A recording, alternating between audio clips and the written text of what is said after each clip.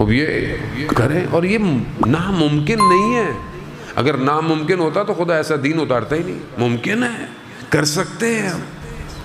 اب یہ جب تک خدا کی محبت میرے وجود میں نہیں آئے گی میں نہیں آگے بڑھ سکتا. ایک شخص، ایک عالم دین تھا، انہوں نے پورے پتہ نہیں کتنے دن چلا کاٹا امام کی زیارت کریں، نہیں ہوا. نجف چلے گئے، وہاں پتہ نہیں کتنے ہفتے مسجد سہلا کرتے رہے، نہیں. یہ عمل وہ عمل، ہر عمل کیا. پھر کہیں اور گئے، وہاں عمل کیا. تو پھر کسی نے پیغام بھجوایا کہ کل فلانے بازار چلے جانا اور وہاں پر ایک خاتون آئے گی، اس کا پیچھا کرنا. یہ فلانے بازار پہنچ گئے. یہ واقعہ 2 مختلف جگہوں سے بہرحال کوٹ کیا جاتا ہے. دیکھا کہ وہ جو خاتون تھی بوڑھی سی، اس کے پاس ایک تالا تھا اور وہ بازار میں بیچنا چاہتی تھی. اس نے دکان والوں کو بولا کہ مجھے ضرورت ہے، یہ تالا بیچنا ہے. ہر کوئی اس کی قیمت 4 دینار 3 دینار ایسے لگاتا. وہ کہتی تھی مجھے 6 دینار یا درہم جو بھی اس کو چاہیے. کہتے نہیں اس کی قیمت اتنی نہیں.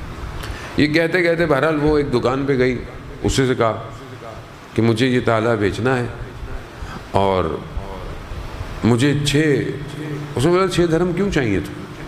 کہا کہ میرا بچہ بیمار ہے، مجھے اس کے لیے دوا لینی ہے. تو اس نے کہا اچھا آپ کا تالا تو بڑا مہنگا ہے. کہا کیوں؟ کہا آپ کا تالا تو 25 درہم کا ہے. تو وہ عجیب سے ہو کے کہتا ہے یہاں 4 درہم 5 درہم میں کوئی نہیں خرید رہا، آپ 25. کہا ہاں آپ کی مرضی، آپ نے بیچنا ہے تو بیچیے. خلاصہ وہ اس نے بیچا، وہ چلی گئی. اب یہ پیچھے سے آیا، اس نے بولا کہ تم صحیح کاروباری آدمی نہیں ہو. کہا کیوں؟ کہا پورا بازار 4-5 درہم سے زیادہ اس کو دے نہیں رہا، تم نے 25 دے دیے اس کو. کہا میں نے تالا نہیں خریدا. کہا پھر؟ کہا اس کا بچہ مریض تھا، ظاہر ہے اس کو دوا بھی چاہیے، پھر چند دن وہ کام نہیں کرے گا، اس کو کھانا بھی چاہیے، خوراک بھی چاہیے. میں نے تالا نہیں خریدا. تو وہ شخص جس آواز نے اسے یہاں بھیجا تھا، آواز اس کو آئی کہ دیکھو ہمیں ڈھونڈنے کے لیے چلوں کی ضرورت نہیں ہے، اپنے عمل کو ایسا کر لو ہم خود تمہارے پاس آئیں گے، خود آئیں گے. ہماری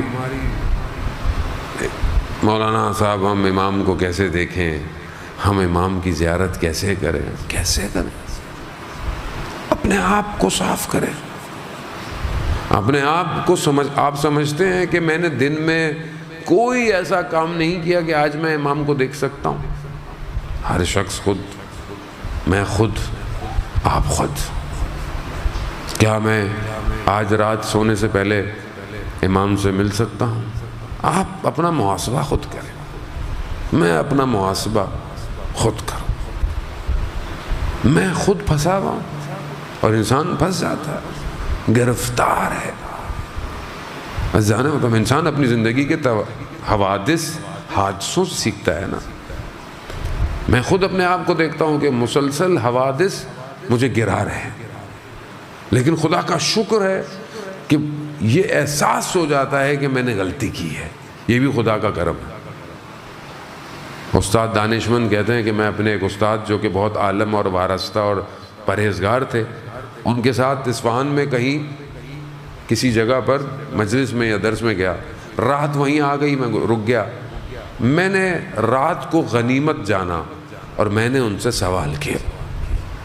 میں نے ان سے کہا کہ یہ کیسے پتہ چلے گا کہ جی جو زندگی میں گزار رہا ہوں یہ صحیح راستے پر ہے اور میرا امام مجھ سے راضی ہے؟ یہ ہم سب کا سوال ہے. یہ ہم سب کا، اکثر لوگ مجھ سے سوال پوچھتے ہیں کہ ہمیں کیسے پتہ چلے گا مولانا کہ ہمارا امام ہم سے راضی ہے کہ نہیں ہے. یہ سوال انہوں نے اپنے استاد سے کیا. جیسے ہی سوال کیا استاد نے گریہ شروع کر دیا. ہاتھ مارتے جاتے تھے اور روتے جاتے تھے. کہا میں کچھ بولتا تھا وہ پھر روتے تھے، پھر روتے تھے. میں عجیب سا ہو گیا کہ میں نے پتہ نہیں غلط سوال کر دیا. کافی دیر بعد جب وہ خاموش ہوئے تو میں نے ان سے پوچھا استاد میں معافی چاہتا ہوں، میں نے غلط سوال کیا؟ کہا نہیں۔ کہا پھر؟ کہا یہ جو تم نے سوال کیا ہے نا، یہ سوال بتا رہا ہے کہ 80% امام تم سے راضی ہے،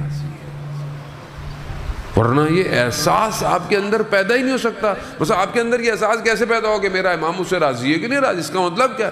اس کا مطلب ہے کہ امام کی نگاہ آپ کے اوپر ہے۔ عزیزان محترم، آیت اللہ غازی طباطبائی سے ان کے شاگرد ہاشم عداد نے پوچھا کہ آپ کی امام زمانہ سے ملاقات ہوئی ہے؟ تو وہ کیا فرماتے ہیں؟ خدا مجھے کوئی ایسا دن نہ دکھائے کہ صبح ہو اور میں امام کی زیارت نہ کروں۔ لیکن یہاں تو آنکھیں، بینائی، بڑھاپا، عزیزان محترم، مشکل ایسی نہیں ہے کہ امام ہمارے پاس آنا نہیں چاہتے، میں کمزور ہوں۔ میں خوب یہ مجلس عزاداری امام کے قریب کرتی ہے، اور جب امام کے قریب کرتی ہے تو جو ذمہ داری ہے نا اسے ادا کرنا پڑتا ہے۔ کربلا بغیر ذمہ داری کے نہیں چل سکتی۔ بغیر ذمہ داری لیے اس میں کوئی شخص کربلا میں آئے اور بولے کہ میں کچھ نہیں کروں گا، کیسے ممکن؟ ہر شخص یہ چاہتا تھا کہ سب سے پہلے میں جاؤں۔ میں آپ کربلا کی چیزیں سنتے رہتے ہیں، آپ واقف ہیں۔ حبیب ابن مظاہر کیسی دوستی ہے کہ جب خط ملا تو حبیب آتش عشق میں بیٹھے نہیں۔ مقتل کیا کہتا ہے؟ حبیب کو جب خط ملا تو حبیب کی حالت، زوجہ نے پوچھا کیا ہوا؟ کہا امام حسین کا خط آیا کہ جلدی پہنچو۔ تو کہا پھر سوچ کیا رہے ہیں؟ کہا تمہاری فکر کر رہا ہوں۔ کہا میں خاک کھا لوں گی حسین ابن علی کو تنہا مت چھوڑو۔ کس طرح حبیب گئے؟ بعض علماء بیان کرتے ہیں کہ حبیب نے اپنے غلام کو گھوڑا لے کر شہر سے باہر بھیج دیا کیونکہ پہرے لگے۔ کہا چرانے کے بہانے باہر لے جانا۔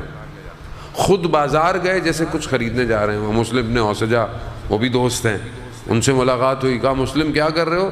مسلم نے کہا خضاب لے رہا ہوں۔ خضاب، مہندی، حنا۔ کہا مسلم حسین ابن علی کربلا آئے، ایسا خضاب لگے گا قیامت تک یاد رکھا جائے گا۔ عشق، دوستی۔ مسلم بھی کہتے ہیں سیدھے کربلا گئے، گھر نہیں گئے۔ ہم اپنے آپ کو، ہم دیکھیں امام حسین کے صحابیوں جیسا نہیں، کوئی نہیں ہو سکتا، لیکن راستہ تو بتایا نا۔ ہم کیا تیار ہیں کہ اگر ابھی امام کی آواز آئے، ابھی امام کی آواز آ جائے، اللہ کرے کہ آئے، انشاءاللہ آئے، تو کیا میں فوراً اٹھ کے امام کے پاس جاؤں گا؟ یا نہیں میں گھر جاؤں گا، بچوں کو سنبھالوں گا، یہ کوئی بھی میرا کام ہے؟ یہی چیک ہے، یہی چیک ہے۔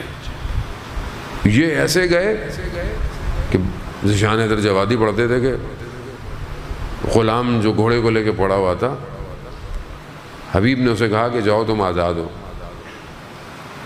تو وہ کہتا ہے کہ اب جب اصل نوکری کا وقت آیا تو مجھے آزاد کر رہے ہیں۔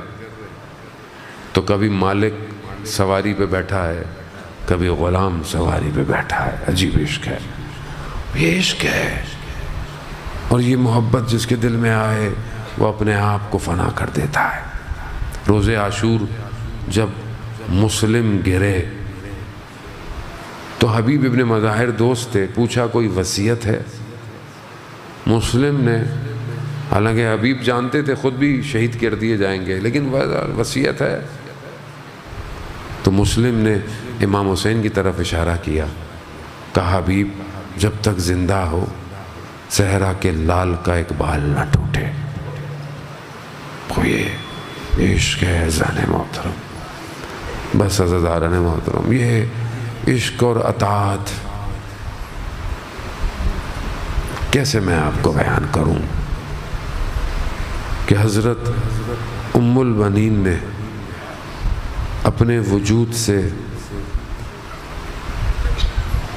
ایسا شاہکار دیا کہ جس کے وجود میں وفا تھی، اطاعت، ایثار، قربانی، کہ کوئی مقتل یہ لکھ نہیں پایا کہ کہیں عباس نے امام حسین سے سوال کیا ہو، کہیں سوال نہیں، کہیں۔ عباس خیمے لگا دو، لگ گئے، عباس خیمے ہٹا دو، ہٹ گئے، کوئی مشورہ نہیں ہے۔ امان نامہ ملا، حضرت عباس نے پھاڑ دیا۔